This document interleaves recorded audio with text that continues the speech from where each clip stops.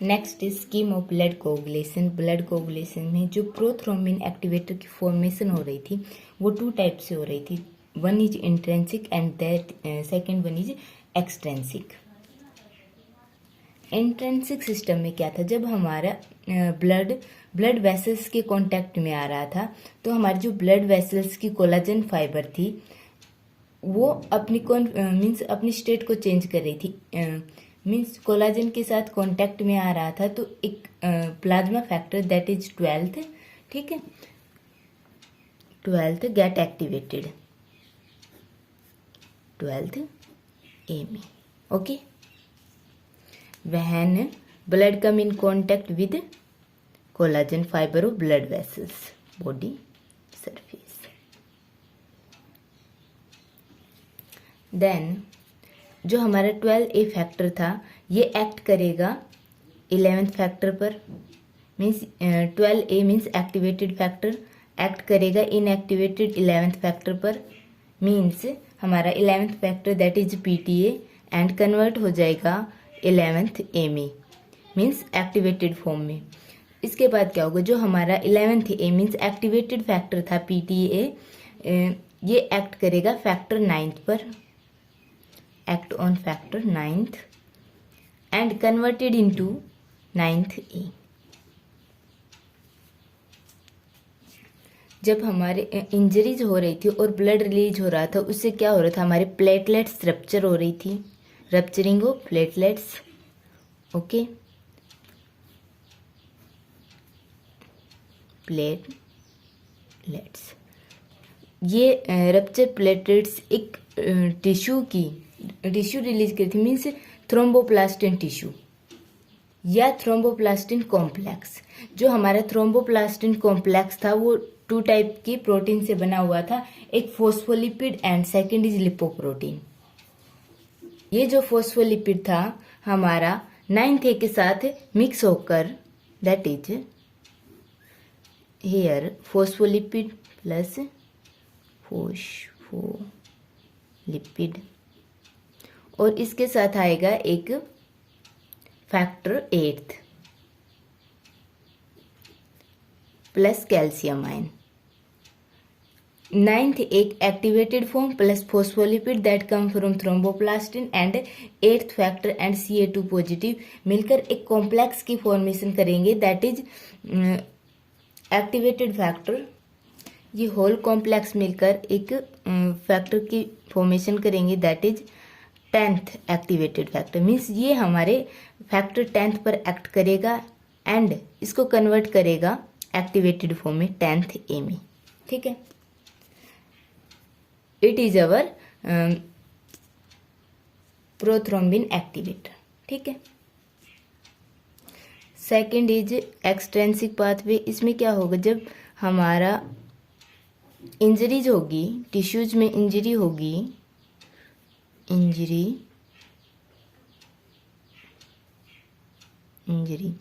तो thromboplastin complex release होगा, और जो हमारा थ्रोम्बोप्लास्टिन कॉम्प्लेक्स है ये कंपोज होता है फोस्फोलिपिड प्रोटीन,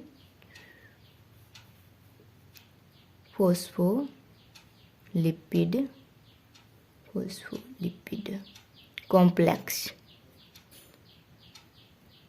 ठीक है।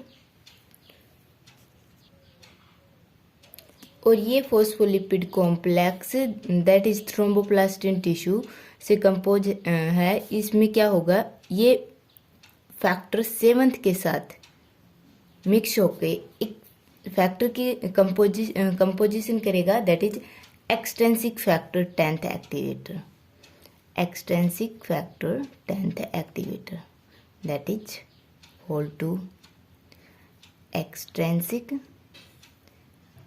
Factor 10th activator, 10th activator. Okay,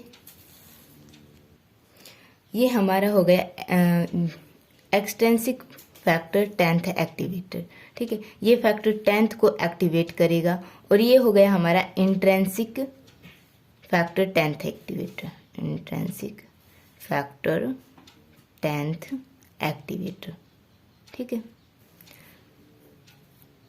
ये हमारा फैक्टर 10th पर एक्ट करेगा और इसको कन्वर्ट करेगा 10th एक्टिवेटेड फॉर्म में। ये फैक्टर भी हमारा 10th पर एक्ट करेगा और 10th को 10th मीन्स एक्टिवेटेड फॉर्म में कन्वर्ट करेगा। 10th is Stuart Prower factor. Then next is जो हमारा 10th एक्टिवेटर है, ठीक है, ये हमारा factor 5th plus phospholipid plus calcium ion के साथ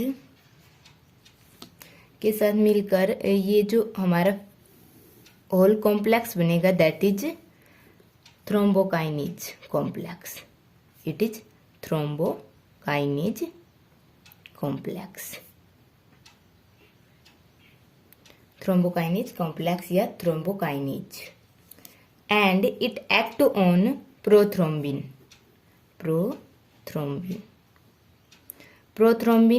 on the action by the action of thrombokinase converted into thrombin. Okay, अब जो हमारे थ्रोम्बिन की फॉर्मेशन हो रही है ये एक्ट करेगा ऑन दी फिब्रिनोजन। ओके, और फिब्रिन किस में कन्वर्ट हो जाएगा? सोल्यूबल फिब्रिन में। और जो हमारी सोल्यूबल फिब्रिन की जो फॉर्मेशन हुई है इसको स्टेबलाइजेशन कवर करेगा हमारा factor 13, activated form of 13 factor, ठीक है, that is stable fibrin. Okay, that is scheme of blood coagulation. Okay, next topic is anticoagulants. coagulants.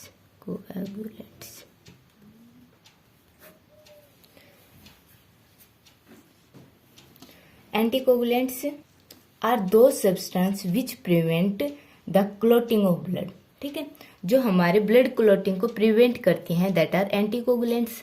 First anticoagulant is antithrombin, third and fibrin. जो हमारी fibrin होती है, fibrin that are present in blood. Okay, जो हमारी fibrin होती है blood में present होती है and thrombin also present in blood, ठीक है। जो थ्रोम्बिन किससे फॉर्मेशन होता है? थ्रोम्बिन की फॉर्मेशन प्रोथ्रोम्बिन से होती है, ठीक है, और ये थ्रोम्बिन फिब्रिनोजन पर एक्ट करता है और उसको कन्वर्ट करता है फिब्रिन में, ठीक है। बट जो हमारी फिब्रिन ब्लड में प्रेजेंट होती है वो थ्रोम्बिन को एब्जॉर्ब कर लेती है। Nearly 80 to 85% thrombin present in blood absorb by fibrin, ठीक है। जो हमारी इतनी लार्ज अमाउंट में थ्रोम्बिन एब्जॉर्ब कर ली जाती है फिब्रिन के द्वारा, तो हमारा जो ब्लड में थ्रोम्बिन की क्या हो जाती है? अमाउंट लेस, ठीक है, अमाउंट लेस। इससे क्या होगा? हमारे जो ब्लड क्लॉटिंग की जो प्रोसेस होगी दैट इज स्लो, क्योंकि जो होल ब्लड में थ्रोम्बिन प्रेजेंट थी वो फिब्रिन ने एब्जॉर्ब कर ली, और एब्जॉर्ब करने से क्या हुआ? हमारे ब्लड में थ्रोम्बिन की अमाउंट लेस हो गई, ठीक है। और थ्रोम्बिन के अमाउंट लेस होने से जो हमारी फिब्रिनोजन इनएक्टिव फॉर्म में प्रेजेंट थी वो फिब्रिन में कन्वर्ट नहीं होगी। इससे हमारा ब्लड क्लॉटिंग का प्रोसीजर स्टॉप हो जाएगा। सेकेंड फैक्टर है एंटीथ्रोम्बिन थर्ड। जो हमारा एंटीथ्रोम्बिन थर्ड होता है ये हमारे थ्रोम्बिन के साथ कंबाइन करता है और इसको किस में कन्वर्ट कर देता है? थ्रोम्बिन को इनएक्टिव फॉर्म में कन्वर्ट कर देता है, इनएक्टिव फॉर्म में। ओके, जिससे हमारा जो ब्लड क्लॉटिंग का जो प्रोसीजर है वो स्लो हो जाता है। फर्स्ट जो हमारी फिब्रिन होती है वो एब्जॉर्ब कर लेती है थ्रोम्बिन, ठीक है, बट जो अमाउंट थ्रोम्बिन की बच जाती है उसको एंटीथ्रोम्बिन के साथ रिएक्शन करके कॉम्प्लेक्स बनाता है दैट इज इनएक्टिव, ठीक है। इसलिए हमारी जो फिब्रिनोजन को एक्टिवेशंस के लिए जो थ्रोम्बिन की रिक्वायरमेंट होती है वो नहीं मिल पाती, ठीक है। सेकंड क्या है? Endothelial surface factor. Endothelial surface factor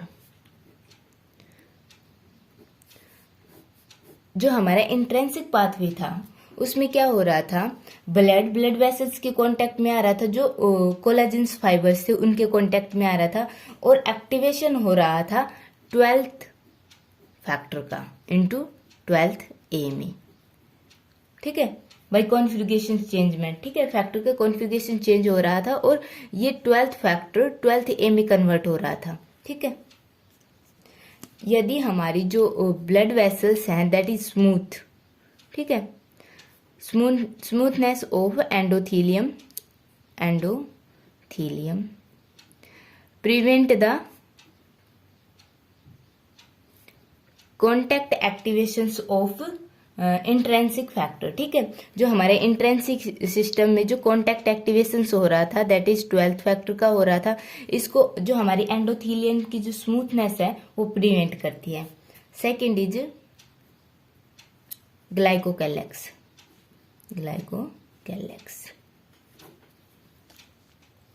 जो हमारा ग्लाइकोकैलेक्स होता है ये लेयर होती है म्यूकोपोलीसेचराइड की, जो कि हमारे जो एंडोथीलियल सरफेस होता है उस पर एब्जॉर्ब कर ली जाती है, और ये जो एंडोथीलियल सरफेस एब्जॉर्ब करता है ग्लाइकोकैलेक्स को, ये रिपेल करता है प्लेटलेट्स फैक्टर को, जिससे क्या होता है हमारा ब्लड क्लॉटिंग प्रिवेंट होती है। Third is थ्रोम्बोमोड्यूलिन।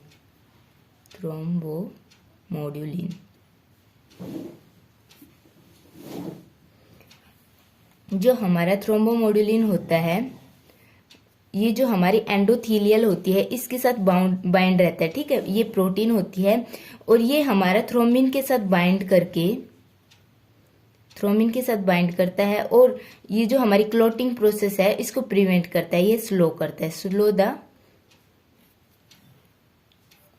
Clotting process. और क्या करता है, जो हमारा थ्रोम्बोप्लास्टिन होता है ये जो हमारा प्लाज्मा सी होता है, दैट इज एक्टिवेटेड प्लाज्मा सी होता है, इसको इनएक्टिवेट करता है। और ये किसके लिए रिस्पॉन्सिबल है, जो हमारे प्लाज्मा सी है ये हमारे फैक्टर 5th एंड 7th को स्लो कर देता है, सो जो हमारी ब्लड क्लॉटिंग प्रोसेस होती है वो भी स्लो हो जाती है। थ्रोम्बोमोड्यूलिन एक प्रोटीन है जो हमारे जो एंडोथीलियल सरफेस है उस पर फाउंड होती है, एंड ये क्या करती है, जो हमारा थ्रोम्बिन जो ब्लड में प्रेजेंट है उसके साथ बाइंड करती है और जो हमारी क्लॉटिंग प्रोसेस है उसको स्लो कर देती है। कैसे कर देती है, क्योंकि थ्रोम्बिन हमारे फिब्रिनोजन के कन्वर्जन के लिए नेसेसरी है, ठीक है। यदि ये थ्रोम्बोमोड्यूलिन के साथ बाइंड करता है तो ब्लड में जो हमारा थ्रोम्बिन की अमाउंट है वो लेस हो जाएगी, ठीक है, इसलिए जो हमारी क्लॉटिंग प्रोसेस है वो स्लो हो जाएगी। सेकंड क्या करता है, थ्रोम्बोमोड्यूलिन जो एक्टिवेटेड प्लाज्मा सी है उसको इनएक्टिवेट करता है, और इनएक्टिवेट करने से क्या होता है, जो हमारे फैक्टर 5th एंड 8th उनकी फॉर्मेशंस नहीं हो पाती और हमारे जो ब्लड क्लॉटिंग प्रोसेस है वो स्लो हो जाता है। जो हमारा थर्ड एंटीकोगुलेंट है दैट इज अल्फा मैक्रोग्लोबुलिन।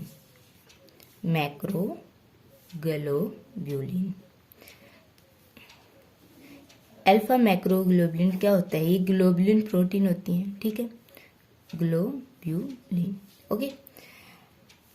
और ये जो हमारे कोगुलेशन फैक्टर हैं, ठीक है, इनके साथ बाइंड करता है और इनके प्रोटीलेक्टिक एक्शन को प्रिवेंट करता है, ओके। नेक्स्ट जो एंटीकोगुलेंट फैक्टर है वो है हेपरिन।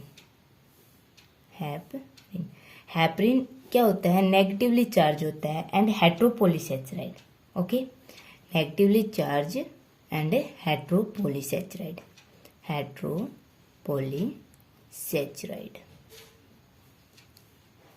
ये जो हमारा इसका सिंथेसिस होता है ये बेसोफिल्स में होता है एंड लीवर्स में होता है, ठीक है। ये क्या करता है, ये जो हमारा एंटीथ्रोम्बिन थर्ड है दैट इज, ठीक है, इसके अमाउंट को इंक्रीज कर देता है, ठीक है, एंटीथ्रोम्बिन की अमाउंट को इंक्रीज कर देता है। जो एंटी थ्रोमिन थर्ड है वो क्या करता है, थ्रोमिन के साथ बाइंड करता है, ठीक है, और कॉम्प्लेक्स बनाता है, और ये क्या कर देता है, जो हमारा थ्रोमिन यूज हो गया एंटी थ्रोमिन के साथ बाइंड हो गया, तो हमारे जो फिब्रिनोजन को फिब्रिन में कन्वर्ट करने का प्रोसेस नहीं हो पाएगा, ठीक है। सेकंड क्या करेगा, जो हमारा हेपरिन है एंटी थ्रोमिन के साथ कॉम्प्लेक्स बनाएगा, ठीक है, और ये क्या करेगा, ये जो हमारे फैक्टर हैं, ठीक है, 9th 10th एंड 11th, इनको इनएक्टिवेट कर देगा, ठीक है। इससे क्या नहीं होगा, जो हमारा इंट्रेंसिक पाथवे में ये यूज हो रहे थे प्रोथ्रोम्बिन एक्टिवेटर की फॉर्मेशन के लिए, वो नहीं हो पाएगा। And 10th in both process means 10th factor का यूज दोनों प्रोसेस में हो रहा था, एक्सट्रेंसिक में भी एंड इंट्रेंसिक में भी, for the formation of prothrombin activator. Okay, ये प्रोसेस नहीं हो पाएगी, ठीक है। Next is that is fifth anticoagulant, that is fifth anticoagulant hirudin. Hirudin एक एंटीकोगुलेंट है जो कि लीच में पाया जाता है। जो हमारा लीच का सलाइवा होता है उसके उसमें पाया जाता है, ठीक है, saliva secreted by salivary gland of leech, salivary gland, ठीक है। ये लीच का जो होस्ट होता है, जैसे लीच उसको बाइट करती है तो जो हमारा होस्ट होता है मीन्स सक करती है, तो जो होस्ट के ब्लड में ये एंटीकोगुलेंट्स दैट इज हाइरोडिन रिलीज कर देता है। इससे क्या होता है, ये सकिंग में हेल्प करेगा, क्योंकि इससे जो हमारा होस्ट है उसका ब्लड क्लॉट नहीं होगा, ठीक है। Next is warfarin. वारफेरिन ये जो एंटीकोगुलेंट है दैट इज प्लांट ओरिजिन, ठीक है। इस जो एंटीकोगुलेंट है इसका ओरिजिन प्लांट से है, मीन्स ये प्लांट से ऑब्टेन होता है, ठीक है। और ये क्या करता है, जो हमारा प्रोथ्रोम्बिन फॉर्मेशन हो रही थी, प्रोथ्रोम्बिन इसकी फॉर्मेशंस को लोअर कर देता है, ठीक है। और किसकी फॉर्मेशन को लोअर करता है, that is factor 7th 9th and 10th, ठीक है। और किसकी ये ब्लॉक कर देता है action of, block the action of vitamin K, okay. Next is sodium, 5th 6th and that is 7th sodium oxalate, sodium citrate and EDTA। ये जो हमारे कंपाउंड है that is sodium oxalate, citrate and EDTA, ठीक है। जो हमारे blood में Ca2 positive ions present होते हैं उनके साथ चिलेशंस की फॉर्मेशंस करते हैं, ठीक है। मीन्स ये चिलेटिंग एजेंट की तरह बिहेव करते हैं और चिलेशंस की फॉर्मेशन करते हैं। इससे क्या होता है, हमारे ब्लड में जो Ca2 पॉजिटिव या अदर मेटेलिक आयन जो प्रेजेंट होते हैं उनकी अमाउंट लोअर हो जाती है, ठीक है। और ये हमें किस लिए रिक्वायरमेंट होती है, इसकी हमें रिएक्शंस को प्रोसीड्स करने में रिक्वायरमेंट होती है, ठीक है। रिएक्शंस फर्दर प्रोसीड नहीं हो पाएंगी तो जो हमारा ब्लड क्लॉटिंग का जो प्रोसीजर है वो स्लो हो जाएगा, ठीक है। नेक्स्ट इज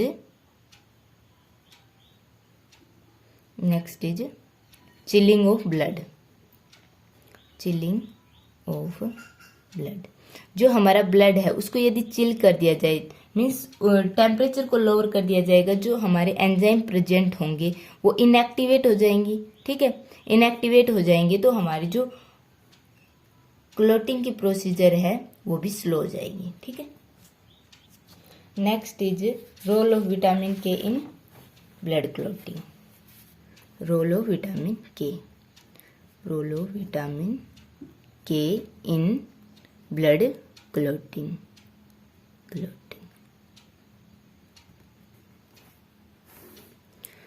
जो हमारा विटामिन के है, ठीक है, ये एसेंशियल होता है for prothrombin formation in liver. जो हमारा प्रोथ्रोम्बिन है उसकी फॉर्मेशन लीवर्स में होती है, ठीक है। और जो विटामिन के होता है उसकी रिक्वायरमेंट होती है प्रोथ्रोम्बिन की फॉर्मेशंस के लिए, ठीक है। यदि हमारी विटामिन के की डिफिशियंसी हो गई, विटामिन के डिफिशियंसी, तो हम इसको बोलेंगे हाइपोप्रोथ्रोमिनिमिया, ठीक है, हाइपोप्रोथ्रोमिनिया। ओके। जो हमारा विटामिन के है that is fat soluble vitamin, ठीक है, vitamin K is fat soluble, ठीक है, and also synthesise by the bacteria in the intestine. Intestine में जो बैक्टीरिया होते हैं वो भी इसका सिंथेसाइज करते हैं, इंटेस्टिशनल बैक्टीरिया, ठीक है। और यदि हम कुछ एंटीबायोटिक लेते हैं और उनसे ये जो हमारे बैक्टीरिया होते हैं ये किल हो जाते हैं, तो हमारी विटामिन के की फॉर्मेशन नहीं होती, विटामिन के की डिफिशियंसी हो जाती है। और इसके डिफिशियंसी से हमारे जो ब्लड कोगुलेशन जो फैक्टर होते हैं that is 7th, 9th and 10th, इनकी भी फॉर्मेशन नहीं हो पाती, क्योंकि जो हमारे इंटेस्टाइन में जो बैक्टीरिया होते हैं वो विटामिन के की सिंथेसाइज करते हैं, और ये विटामिन के हमारे जो फैक्टर होते हैं 7th, 9th एंड 10th की फॉर्मेशन में हेल्प करते हैं, ठीक है, हेल्प इन फॉर्मेशन।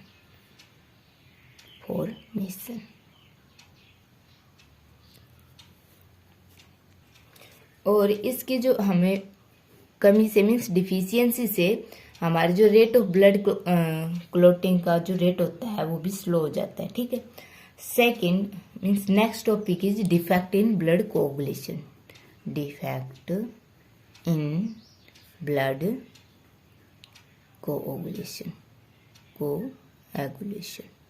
जो हमारे ब्लड क्लॉट हो रहा है, ठीक है, उसके फॉर्मेशंस में कौन कौन से डिफेक्ट इन्वॉल्व है, ठीक है।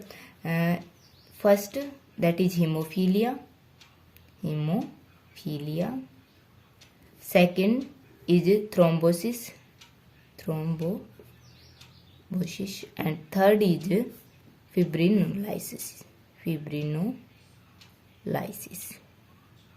ठीक है, ठीक है।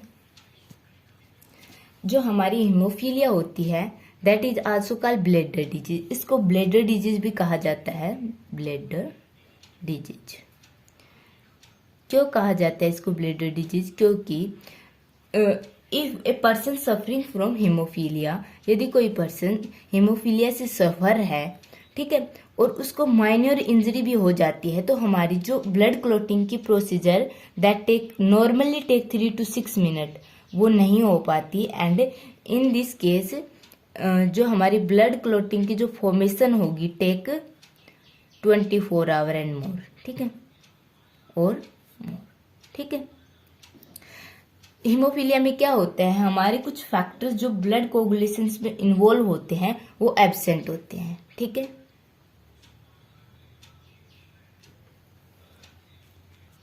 सम फैक्टर आर एब्सेंट,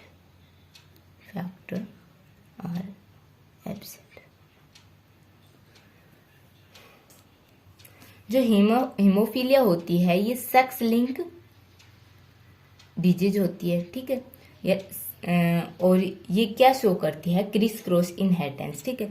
मान लो ये सेक्स लिंक डिजीज होती है, ये मेनली एक्स क्रोमोजोम पर पाई जाती है, ये एक्स क्रोमोजोम पर पाई जाती है, ठीक है, क्रोमोजोम पर पाई जाती है। जो हमारा मेल इंडिविजुअल होगा, ठीक है, यदि उसके पास हीमोफीलिया के ये रिसेसिव सेक्स लिंक डिजीज होती है, यदि हीमोफीलिया कैरिंग जीन प्रेजेंट है मेल पर, तो देन जो हमारा पर्सन होगा ऑलवेज डिजीज, ठीक है। But in condition of female that has 2 x chromosome, ठीक है, यदि एक क्रोमोजोम कैरी कर रहा है हीमोफीलिया के जीन, ठीक है, तो जो हमारी वुमेन होगी दैट इज कैरियर, ठीक है, बिकॉज क्योंकि ये जो हमारी सेक्स लिंक डिजीज है दैट इज रिसेसिव, बट हमारे जो मेल है उसके पास ओनली 1 एक्स क्रोमोजोम है, ठीक है, इसलिए ये ऑलवेज डिजीज होता है, बट फीमेल के पास 2x क्रोमोजोम है, इसलिए यदि एक क्रोमोजोम पर जीन प्रेजेंट है दैट इज कैरियर, यदि दोनों पर प्रेजेंट है तो that is disease condition. Okay, ये क्रिस क्रॉस इनहेरिटेंस शो करती है, ठीक है। मीन्स जो हमारा मेल है, ठीक है, ये पास करेगा that disease to grandson, ठीक है। ओके, हीमोफीलिया मेल 3 टाइप की है, that is haemophilia A, haemophilia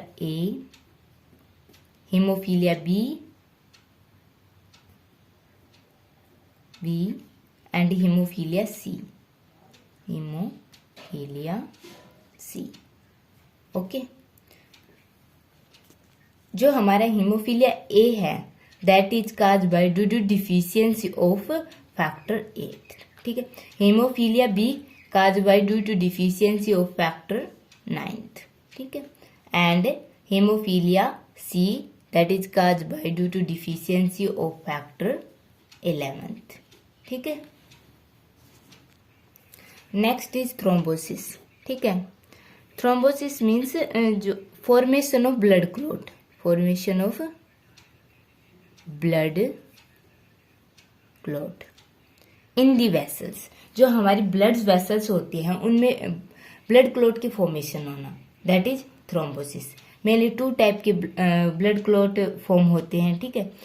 जो हमारी ब्रेन की कैरोटोइड वेसल्स हैं, ब्रेन की कैरोटोइड वेसल्स, एंड जो हमारी हार्ट की कोरोनरी वेसल्स है, कोरोनरी वेसल्स, इनमें ब्लड क्लॉट की फॉर्मेशन होती है। एंड ये क्या करती हैं, ये फर्दर जो हमारा ब्लड सर्कुलेट कर रहा है उसके सर्कुलेशन को स्टॉप करती है, ठीक है।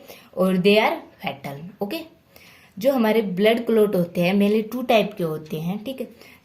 मीन्स थ्रोम्बोसिस 2 टाइप की होती है, 2 टाइप की।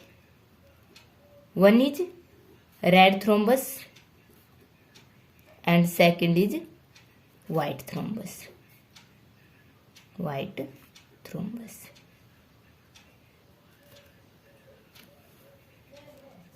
जो रेड थ्रोम्बोस होता है इसकी फॉर्मेशन नॉन सर्कुलेटिंग ब्लड में होता है, ठीक है।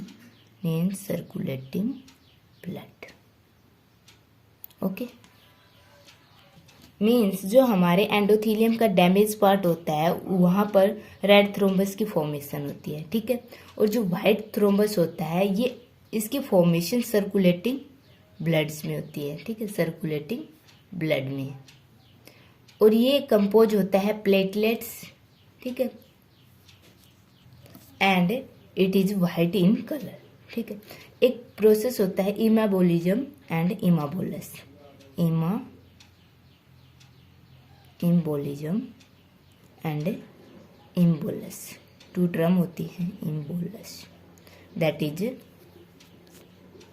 व्हेन थ्रोम्बस इज फॉर्म, ठीक है, and is transported by blood stream, that is embolus, ठीक है। और ये जो इमाबोलस है, ठीक है, हमारे ब्लड सर्कुलेशन को कट करेगा तो उस प्रोसीजर को क्या कहेंगे, इमाबोलिज्म, ठीक है। लास्ट जो हमारा ब्लड कोगुलेशन डिफेक्ट है दैट इज फिब्रिनोलाइसिस। फिब्रिनोलाइसिस क्या होता है, जो हमारी फिब्रिन की फॉर्मेशन हो रही है ड्यूरिंग ब्लड क्लॉटिंग के दौरान, जो फिब्रिन की फॉर्म हो रही है उसका डिजोल होना, ठीक है, डिजोल्यूशन ऑफ फिब्रिन, ठीक है। और ये किसके एक्शन से होता है, एक एंजाइम के एक्शन से होता है दैट इज प्लाज्मिन, ठीक है। प्लाज्मिन क्या करता है, जो हमारी ब्लड को क्लॉटिंग के दौरान फिब्रिन बन रही है उसको डिजोल्व कर देता है, ठीक है। और जो प्लाज्मिन एंजाइम है ये इनएक्टिव प्रोसीजर से ऑब्टेन हुआ है दैट इज प्लाज्मिनोजन, ठीक है, प्लाज्मिनोजन से ऑब्टेन हुआ है। जो प्लाज्मिनोजन प्रेजेंट होता है उस पर प्लाज्मिनोजन एक्टिवेटर एक्ट करता है, प्लाज्मिनोजन एक्टिवेटर, एंड कन्वर्ट करता है प्लाज्मिनोजन को प्लाज्मिन में। और ये प्लाज्मिन क्या करता है, जो हमारी फिब्रिन फॉर्म हो रही थी उस पर एक्ट करता है, ठीक है, और डिजोल्व कर देता है, एंड डिजोल्व, ओके